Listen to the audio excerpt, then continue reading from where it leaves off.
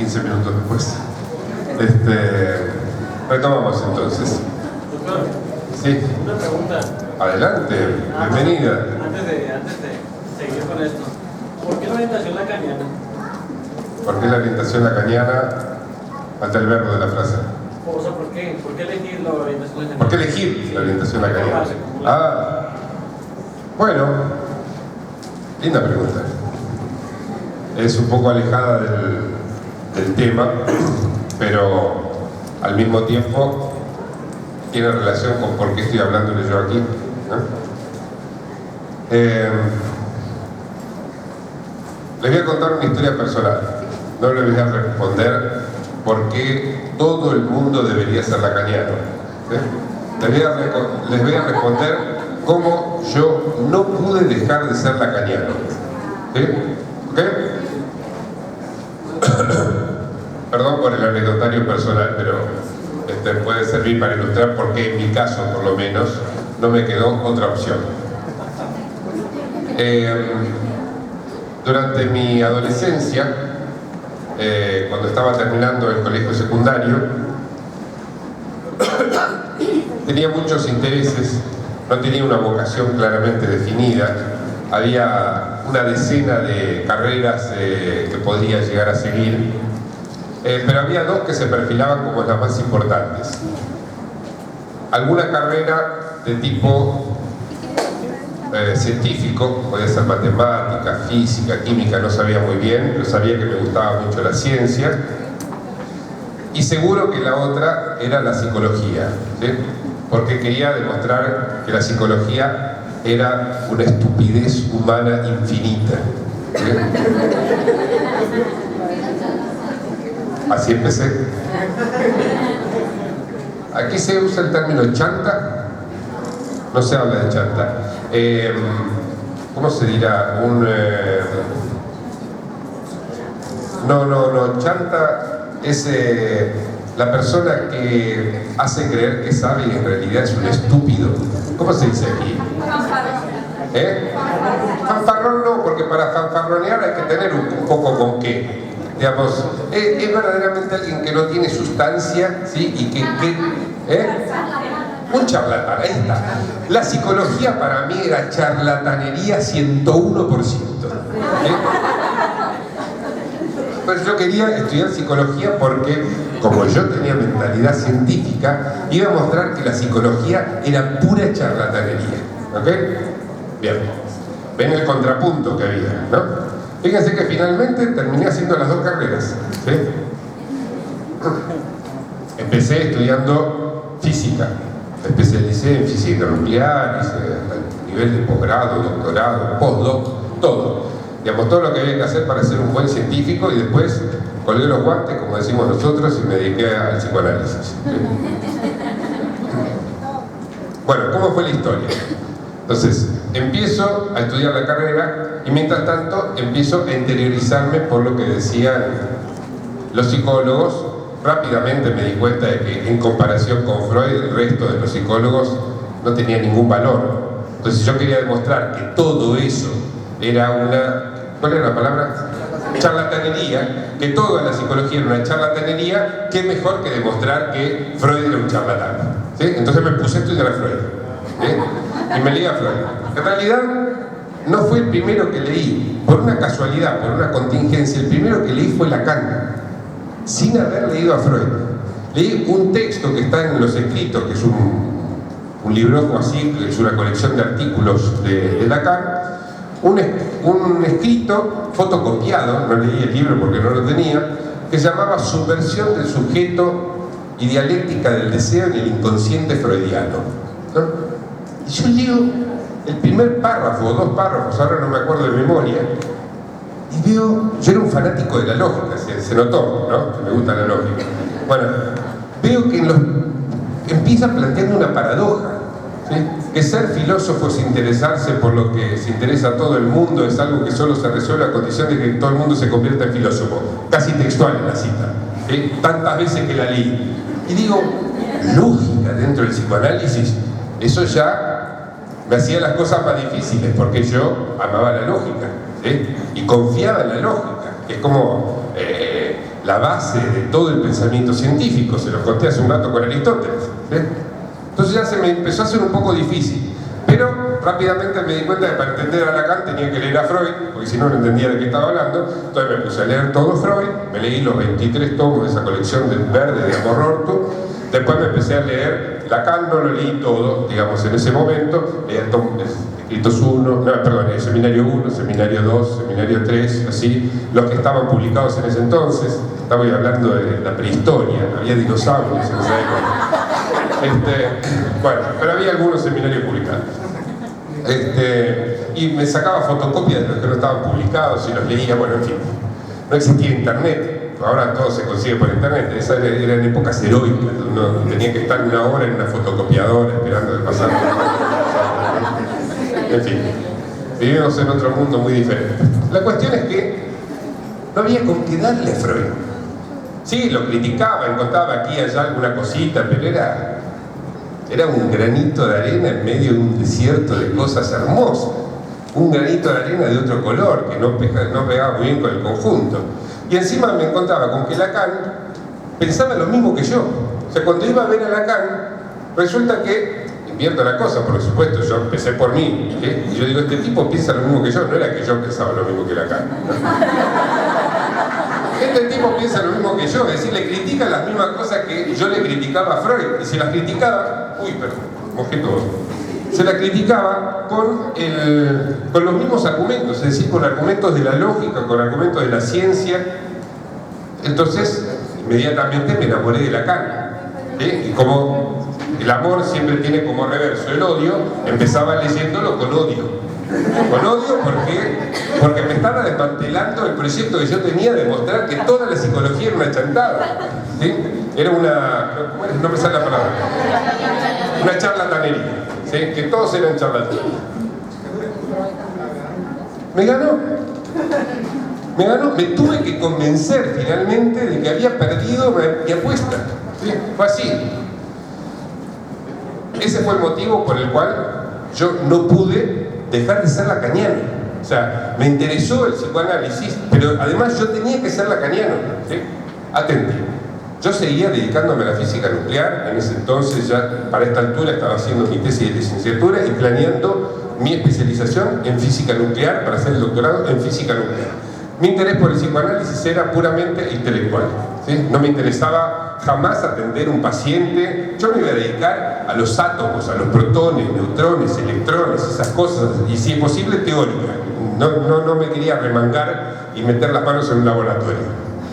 Menos aún trabajar con gente, ¿sí? Tener que saludar y dar la mano, tener algo fóbico, ¿no? en mi vida. Entonces, no pensaba en absoluto en los pacientes.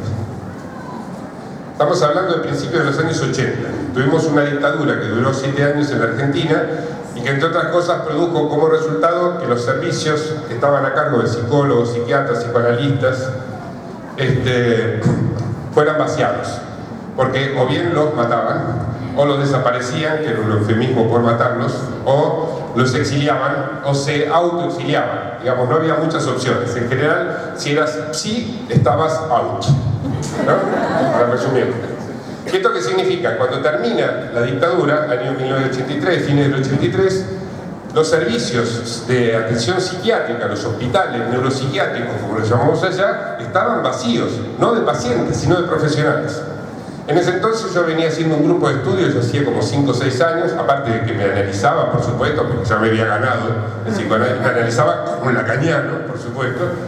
En ese entonces hacía 5 o 6 años que yo venía haciendo un grupo de estudios sobre psicosis. Me interesaba mucho la psicosis, me encantaba más que me interesaba la psicosis, y resulta que un compañero, cuando retorna a la democracia, me dice: ¿no te gustaría venir a darnos una mano en el hospital?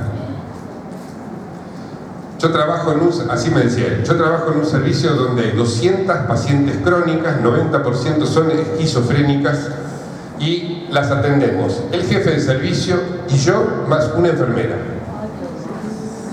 3 para 200. ¿Te imaginas la atención que le podían dedicar, no? Entonces, como hice tantas veces en mi vida, Es decir, tomar una decisión diciendo, para decir no, siempre hay tiempo. Dije que sí.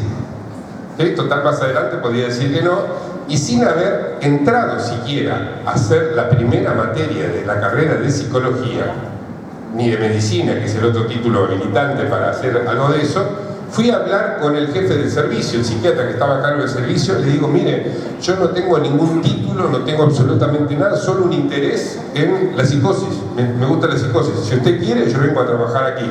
Me dice, espere un momentito. Se va a la enfermería y vuelve con una pila de 7 historias clínicas y me dice, hoy atienda estos 7, después hablamos. Me da un consultorio. Agarro la primera historia clínica, finita así porque nadie atendía a los pacientes, nadie escribía nada durante años de dictadura. Entonces, esta paciente tenía casi 20 años de internación, 40 años de vida, 20 años internada en ese hospital, y una historia clínica que debía tener una hoja y media, ¿sí? Con 3 o 4 anotaciones de residentes que rotaban y que cada uno le ponía un diagnóstico diferente. Entonces llamo a la primera de la lista, después de leer en 3 segundos toda la historia clínica completa, llamo a la primera de la lista, la voy a nombrar aquí en honor a ella, inolvidable su nombre, Selva Argentina Ledesma. ¿Sí? Esto no se publique, por favor, pero en honor a la que fue mi primera paciente y la que hace que hoy yo esté hablando aquí, porque cuando terminé esa primera entrevista con mi primera paciente psicótica, dije, esto es lo mío, y pocos años después dejaba la física nuclear y me dedicaba exclusivamente a esto. Me metí a hacer la carrera de psicología, la hice, la terminé, hice todos los deberes como debía ser un buen alumno, pero yo ya sabía que me iba a dedicar a eso. Entonces, ¿por qué yo soy lacaniano? ¿Por qué la orientación lacaniano? Esa es mi explicación. No me quedó otra. Es así. ¿Te respondí más o menos?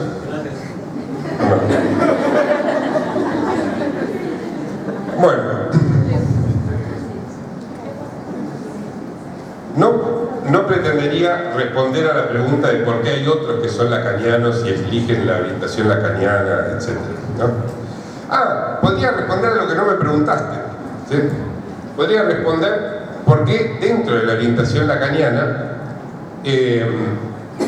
yo sigo atentamente las enseñanzas de Miller, que es un tipo que se ocupó bastante de Lacan y qué sé yo. Muy querido por algunos y muy odiado por otros, ¿sí?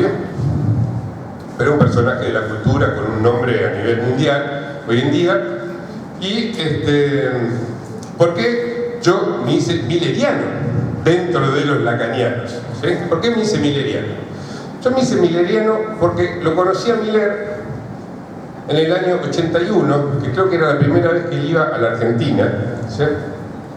Yo vivo en Buenos Aires. Y él fue a hablar de psicoanálisis, era un encuentro preparatorio para, jornada preparatoria para el primer encuentro internacional del campo freudiano en Buenos Aires, algo así era el título completo de la cosa. Fueron 3 días de trabajo, y ¿de qué habló el tipo? De esto que les hablé yo, de Frege, de Peirce, de otros. Habló de lógica todo el tiempo. Y para mí era pan comido. Yo dije, esto en un encuentro de psicoanálisis, no, ya está, era imposible no sentirme seducido, ¿sí?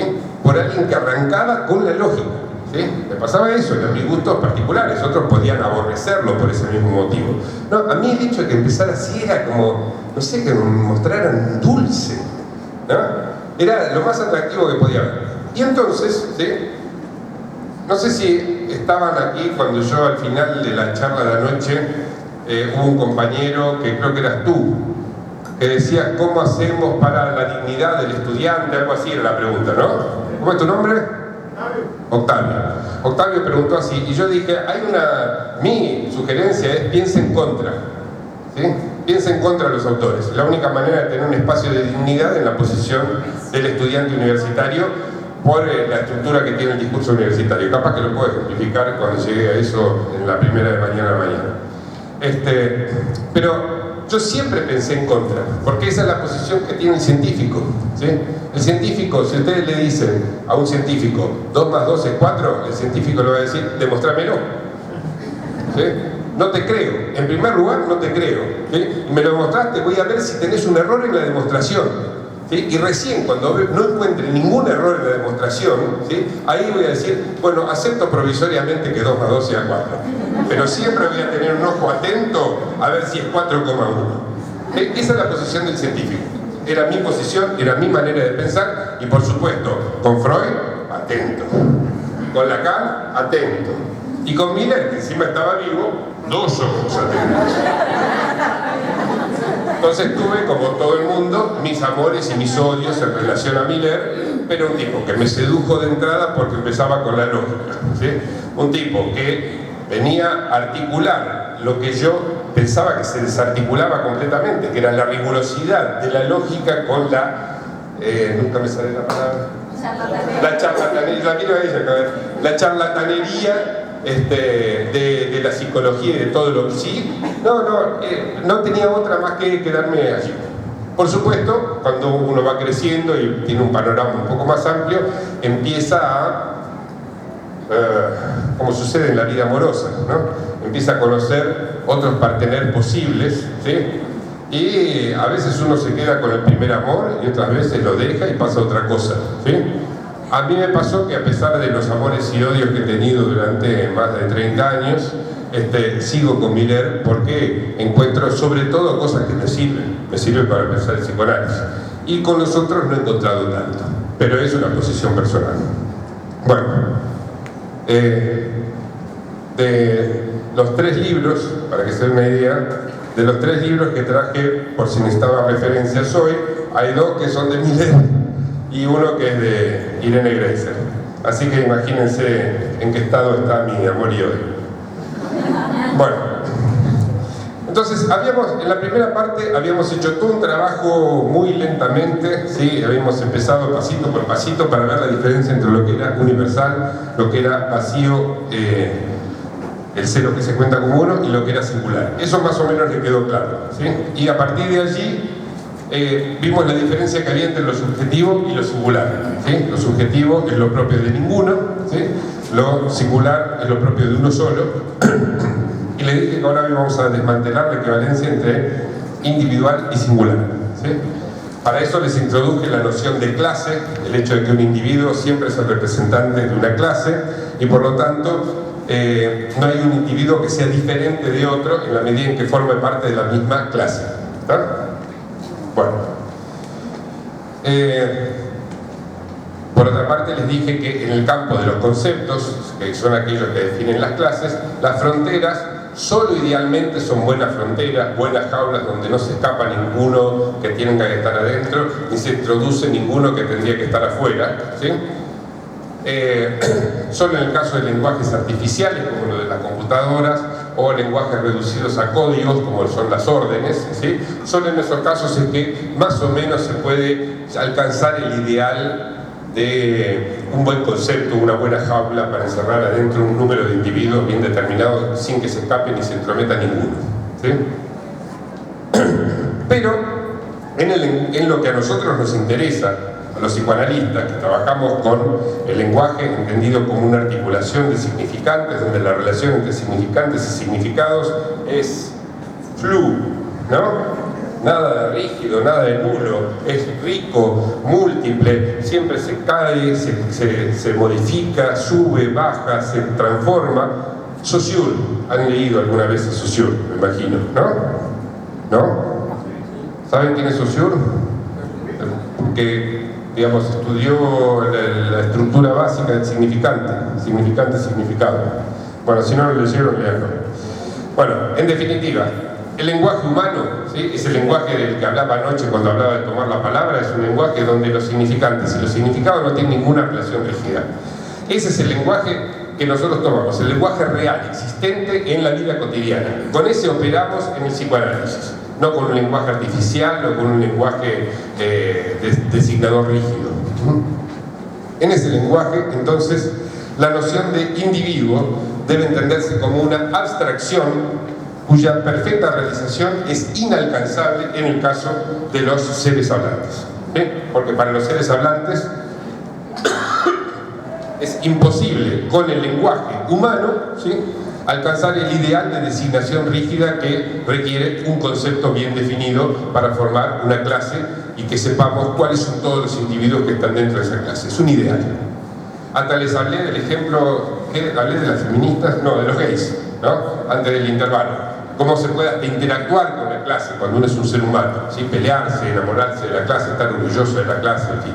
Cosas que estudia este buen hombre, Ian Hacking, de las funciones. Bueno, entonces ahora, hay otro ángulo bajo el cual podemos reconocer la diferencia de naturaleza que existe entre el individuo y el sujeto, ¿sí? Ahora voy desde aquí hasta aquí, del individual a lo subjetivo, ¿sí? Que se deduce de lo que les decía recién. Un sujeto, también lo mencioné anoche, un sujeto siempre está sujetado a otra cosa, ¿sí? En todas las lenguas romances, como la lengua española que hablamos nosotros, sujeto siempre tiene la connotación de algo que está debajo de otra cosa, que está sometido a otra cosa, ¿sí? En francés, por ejemplo, sujet, que es el término sujeto, significa tanto sujeto como súbdito, ¿sí? Súbdito de un rey, por ejemplo.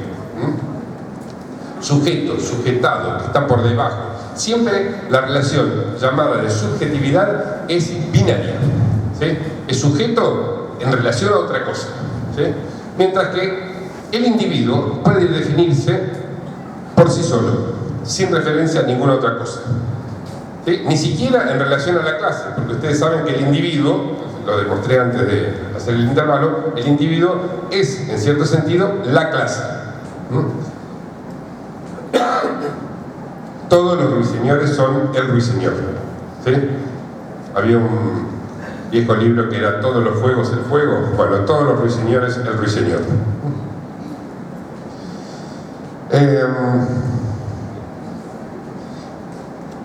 La vez pasada, anoche, hablaba del individualismo contemporáneo, ¿sí? Creo que me ilustré con el sálvese quien pueda, anoche. Esta promoción del individualismo contemporáneo, que es un producto inequívoco, un efecto inequívoco del discurso capitalista, tiene como contrapartida, como contracara, ¿sí? La promoción, la producción masiva de soledades, ¿sí? El individuo, ¿sí?, es empujado al individualismo, ¿sí?, y eso lo deja en soledad.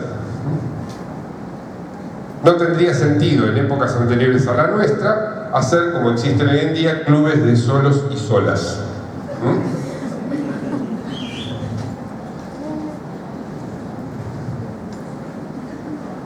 Fíjense que, por ejemplo, Robinson Crusoe, nos vamos poco tiempo atrás, ¿sí?, personaje de ficción, Robinson Crusoe, estaba solo en la isla, ¿sí? Sin embargo, nunca estuvo aislado. Y no porque en algún momento apareció Viernes, ¿sí?, el aborigen, sino porque él era súbdito de la corona y por eso debía ir a rescatar los restos del naufragio que lo dejaron en la isla.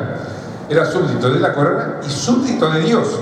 Por eso seguía con los rituales de su religión, aún estando solo y sin que otro compadre lo viera en esa isla. ¿Está?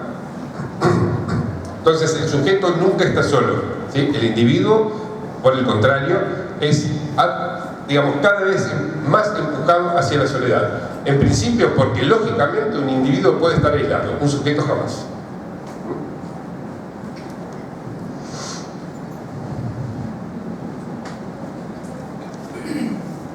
La diferencia entre individuo y sujeto, entonces, es una diferencia que hemos reconducido a la distinción entre significante y concepto, ¿sí? Al significante le corresponde el sujeto, ¿sí? Al concepto le corresponde el individuo, ¿sí? Son cosas diferentes, tienen lógicas diferentes. O sea que ya tenemos una manera de distinguir entre lo subjetivo y lo individual.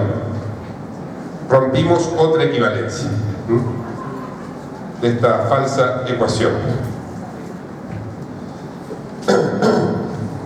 podemos terminar de demostrar la diferencia que hay en el otro nivel, entre lo individual y lo singular.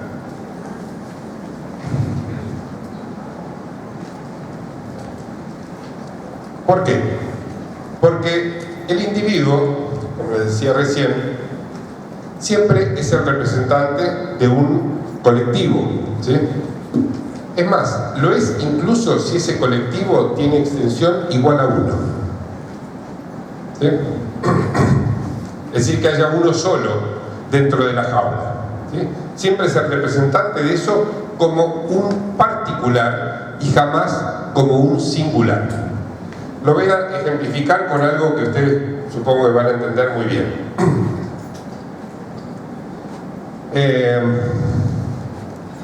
¿Vieron qué difícil que es definir qué es lo que nos enamora de alguien? ¿No?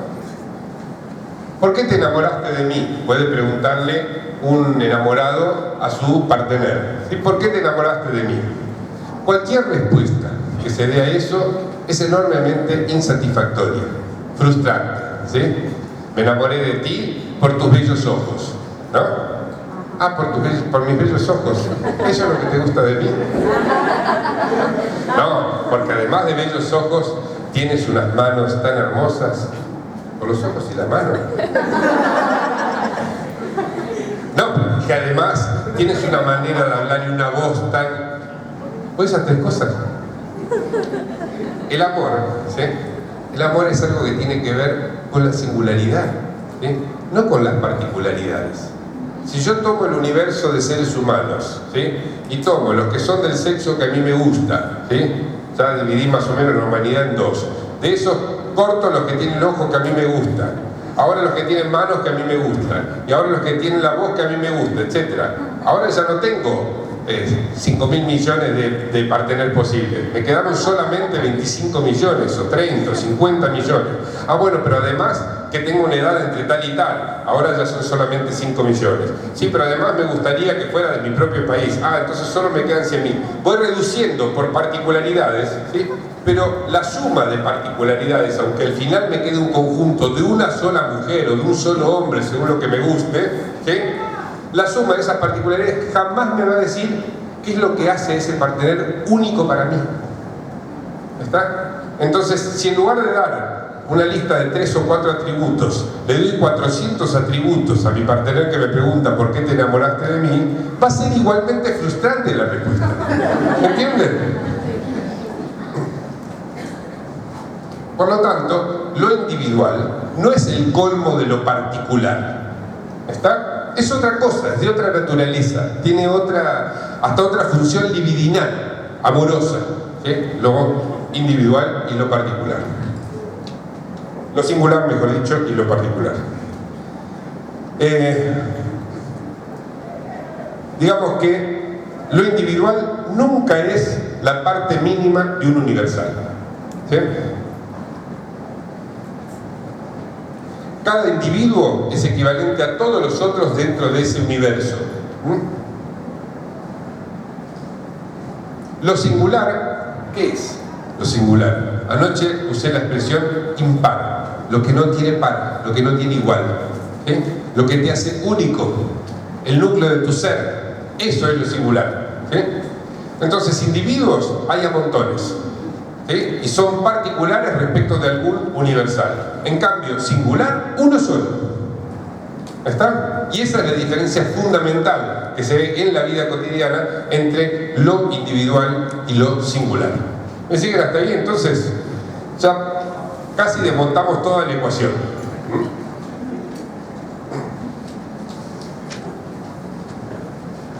Ahora me falta romper la ecuación que tiene que ver con este último término, el de lo no objetivo, ¿sí? Encima introducía ese carácter peyorativo que queda asociado a la palabra subjetivo. Subjetivo no es tan bueno como objetivo, ¿se acuerdan? Bueno, en la teoría del conocimiento, que es la fuente de este malentendido, en la teoría del conocimiento, el sujeto no se define como lo define el psicoanálisis, como lo hace Lacan, sino que se define por una especie de regla de 3, ¿sí? Se supone que La relación de conocimiento es una relación entre un sujeto cognoscente y un objeto conocido por ese sujeto. Casi una petición de principio lo que estoy diciendo, una definición banal. Por lo tanto, podemos decir que el sujeto corresponde al cognoscente como el objeto corresponde a lo conocido. Esa es la regla de tres. Se llama regla de tres, ¿no? Matemática. Bueno, esa es la regla de tres que define el sujeto en la teoría del conocimiento, ¿sí? Si yo quiero desmontar esa relación que es falsa, lo que les acabo de decir es falso, está totalmente aceptado y es falso, ¿sí?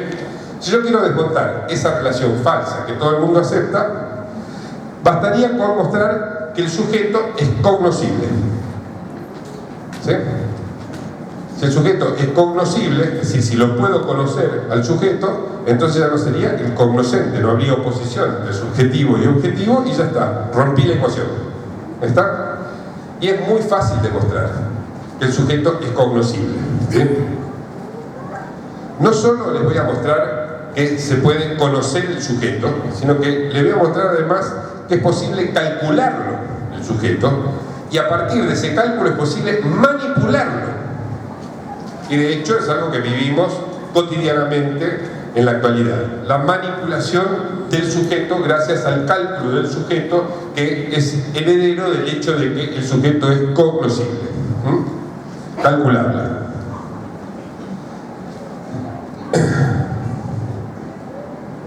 Si mantenemos entonces para el objeto la categoría de lo cognoscible, entonces habremos demostrado el carácter objetivo del sujeto.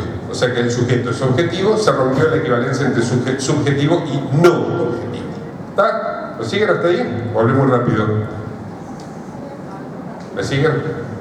Levanten la mano si no, ¿eh? Bueno.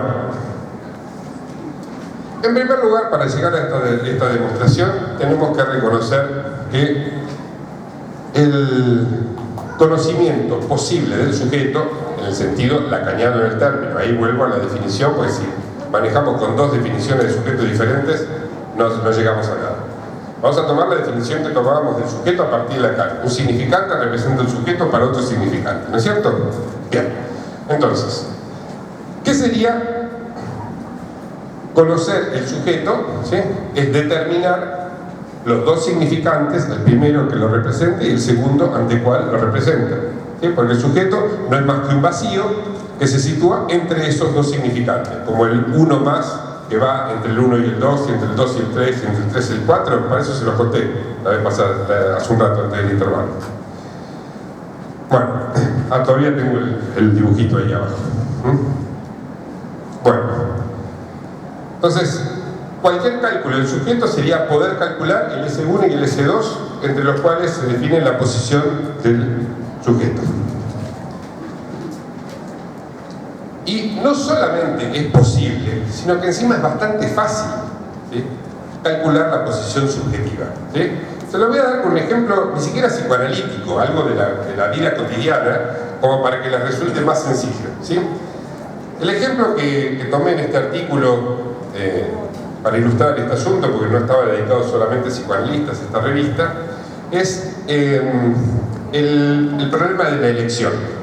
De la elección en general, no solamente la elección, el sufragio, digamos, ¿no?, sino la elección en general. Le proponemos a alguien, imagínense esta situación, le proponemos a alguien elegir algo dentro de un conjunto de alternativas, ¿sí? Se lo podemos proponer explícitamente o de manera tácita, ¿sí? Explícitamente es, tienes que elegir entre esto, esto y esto, ¿sí? Tácitamente, qué sé yo, lo que nos pasa a los varones cuando somos chicos, ¿sí?, que por ejemplo tenemos que elegir entre este o este equipo de fútbol, ¿no? Cada varoncito tiene que tener su equipo de fútbol, porque si no tenés ningún equipo de fútbol, ¿cómo puede ser? No sé si acaso sucede lo mismo en Argentina, pero en Argentina, si a los 5 o 6 años uno no se puso la camiseta de un equipo de fútbol, algo le funciona mal. Estoy hablando de los varones. Las mujeres también lo hacen, pero no están obligadas. Para los varones es una condición sine qua non para formar parte del grupo de los varones, tener alguna camiseta, estar junto con otro porque son del mismo equipo y contra otro porque son del equipo rival, del clásico, ¿sí?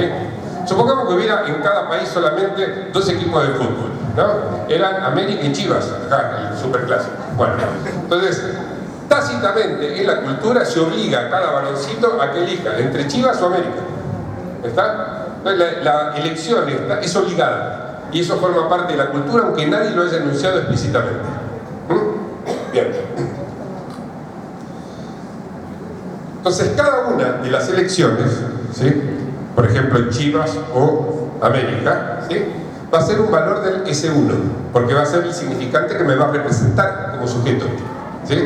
Yo me voy a representar como un súbdito de Chivas o como un súbdito de América, ¿sí? Soy su seguidor, mi corazón late por este equipo, es una relación siempre dialéctica, requiere otro, estoy sujetado a este.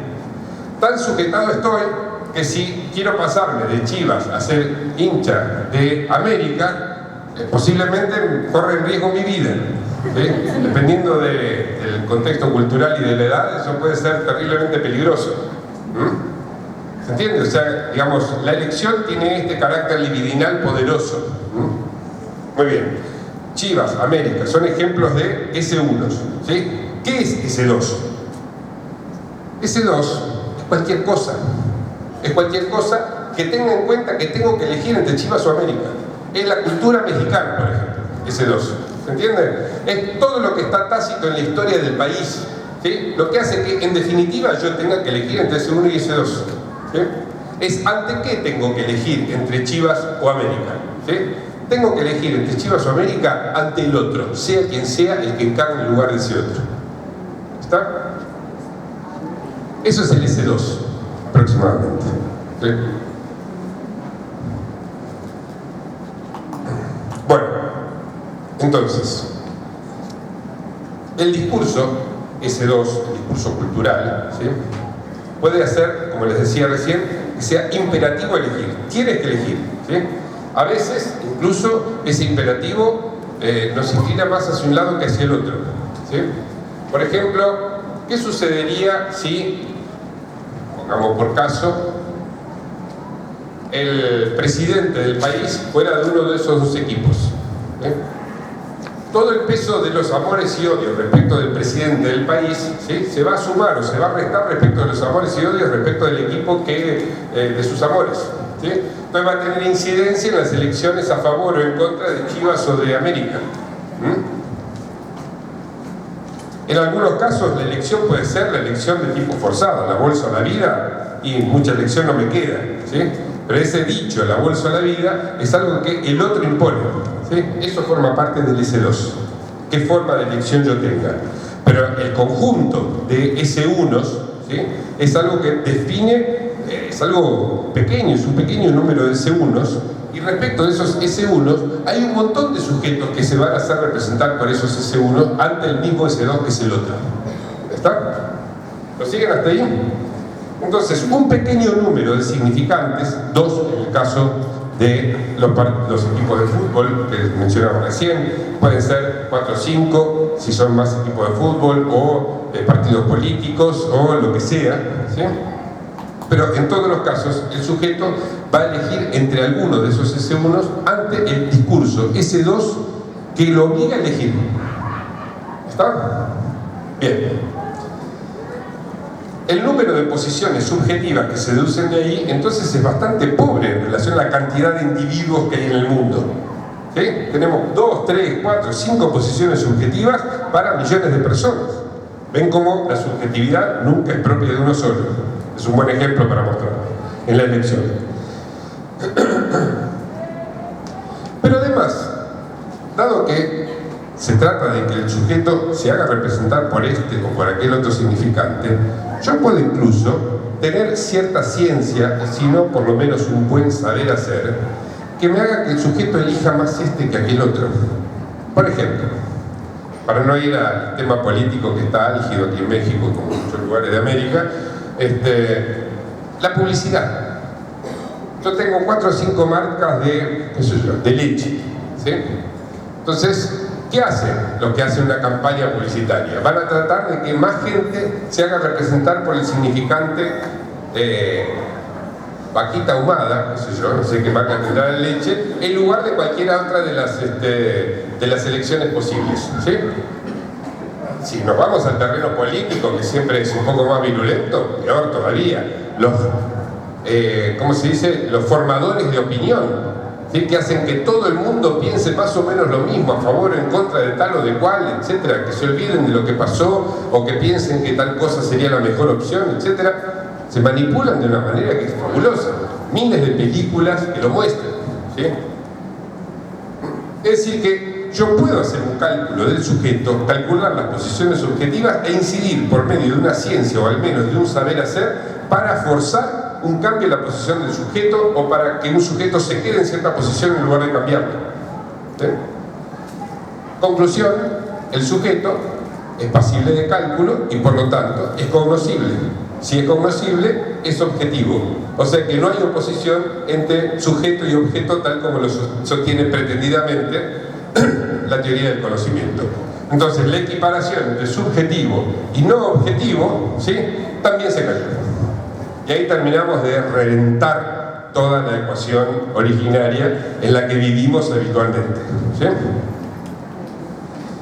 Bueno, tenía ejemplos literarios, etcétera, pero quiero dejar más tiempo para charlar.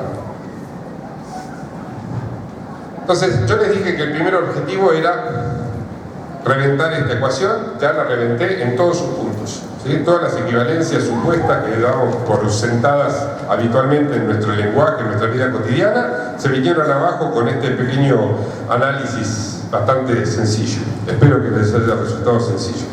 El segundo paso es mostrar que toda subjetividad es alienada. Digamos que la alienación es una relación intrínseca del sujeto y no un accidente histórico o el efecto de tal o cual presidente o porque vivimos en Occidente o en la época del capitalismo globalizado. Es un efecto inherente a lo que es la noción misma de sujeto, ¿sí? Entonces Marx lo que hace no es mostrar lo que sucede con el sujeto en el capitalismo, sino lo que sucede con el sujeto a secas. Siempre está alienado. La posición del sujeto, como les decía, depende del par significante, S1, S2, que es calculable e incluso manipulable. ¿Ok? El primero de esos dos significantes puede, aunque es muy raro, en contadísimas ocasiones, pero puede ser una invención hecha por alguien, ¿sí?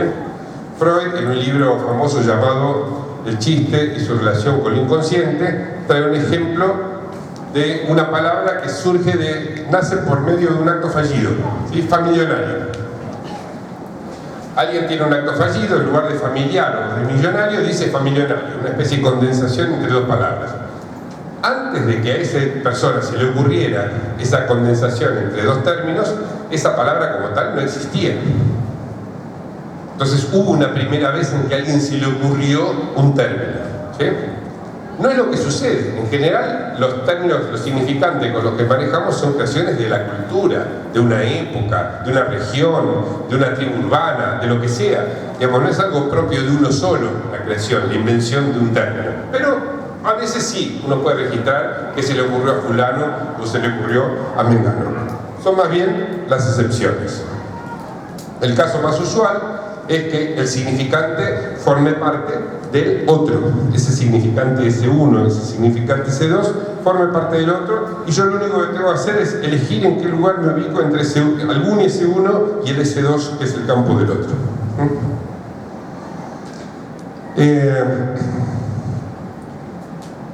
¿Qué quiere decir esto?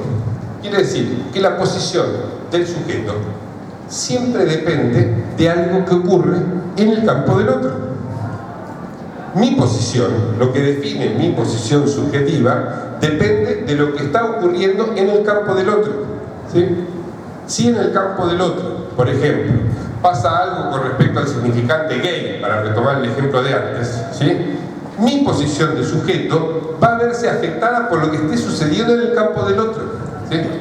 Por lo tanto, la subjetividad, es decir, la posición del sujeto, que es objetivable y hasta manipulable, si depende de lo que ocurre en el campo del otro, siempre está alienada. Porque alienado significa eso, que depende de lo que ocurre en el otro. ¿Sí?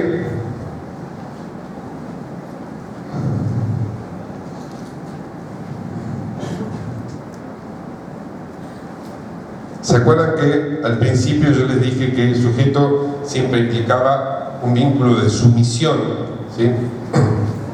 De sujeción entre lo que designamos como sujeto y otra cosa? ¿Sí? Lo dije, lo volví a reflotar recién con el ejemplo de Robinson Crusoe, ¿no? Y también les conté que así lo reflejan las lenguas romances modernas, ¿no? El francés creo que es el ejemplo que les di. Por otra parte, agrego ahora que Lacan despejó y formalizó la estructura lógica que tiene esa alienación estructural. Es lo que Lacan llamó discurso del amo. ¿Sí? Y va a ser uno de los temas principales de la primera reunión de mañana a la mañana en este breve seminario. ¿Sí? Entender qué es el discurso del amo. ¿Y qué relación tiene con lo que le importa al psicoanalista, por supuesto, en su práctica? Pero bueno, en definitiva, recapitulo todo lo que hicimos ahora para que nos quede un tiempo para dialogar y para discutir. ¿Sí? Ya podemos, si están de acuerdo con lo que dije recién, voy a aprovechar que me trajeron muchos colores para escribir y hasta ahora solo usé el negro, voy a usar el rojo. Podemos tachar esta equivalencia, tachar esta equivalencia y tachar esta equivalencia. A eso le llamo yo reventar la falsa ecuación de partida. ¿Sí? Ya lo logramos. Si me siguieron y están de acuerdo, ya lo logramos. Quiero decir algo, una cosita más para que entiendan por qué dentro de todo lo que se subsume bajo el término psi, retomando lo que me preguntaba el compañero Enrique, ¿sí? ¿Por qué? ¿Cómo era? ¿Por qué lacaniano? ¿No? Algo así. ¿Se acuerdan que yo les decía que mi objetivo inicial era demostrar la charlatanería de todo lo que era psi, ¿no? La charlatanería. Y, por supuesto, encontraba que Freud era mejor que todos, o sea que concentrarme en Freud era lo mejor, y que Lacan encima hacía lo mismo que yo, o sea que me puse a estudiar Lacan. Más o menos así fue el recorrido. Muy bien. Una vez hecho todo este recorrido,